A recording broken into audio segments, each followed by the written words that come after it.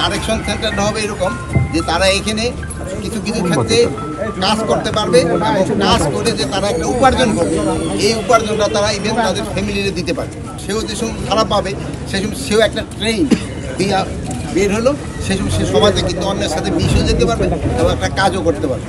এই লাইনে আমরা কাজ করে যাচ্ছি যে কারাটা যেন কারেকশন সেন্টারে এটা কারার ভিতর কিন্তু একটা ক্যান্টিন থাকে। এখন তারা যদি স্পেশালি কিন্তু খেতে চায় ওটা কিন্তু তারা কিনে খেতে পারে।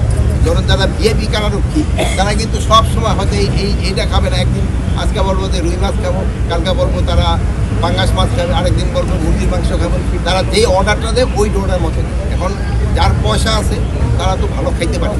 বন্দীদের কিন্তু দুই ধরনের খাবার, এরা যারা বিচারাধীন তাদের এক ধরনের রেশন, আর যারা বিচার হয়ে গেছে তাদের হলো আরেক ধরনের রেশন।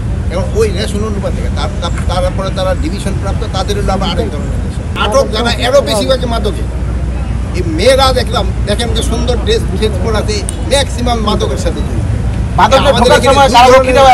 মাদকের সাথে।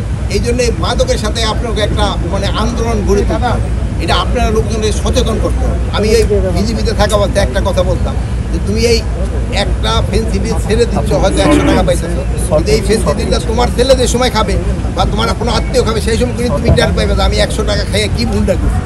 এরকম আপনার কিন্তু জনসচেতনতা করতে হবে, এটা যেই করুক না কেন। এটা কিন্তু সমাজের জন্য সবচেয়ে বড়, আমি বলি তো সমাজের দুইটা, একটা হলো মাদক আর একটা হলো এই দুটো যদি কমে না। আর কারারক্ষীদেরও কিন্তু পানিশমেন্ট আছে, এরা যদি এগো কিন্তু ছাড় দেয়, বরঞ্চ এখন ডাবল পানিশমেন্ট দেওয়া।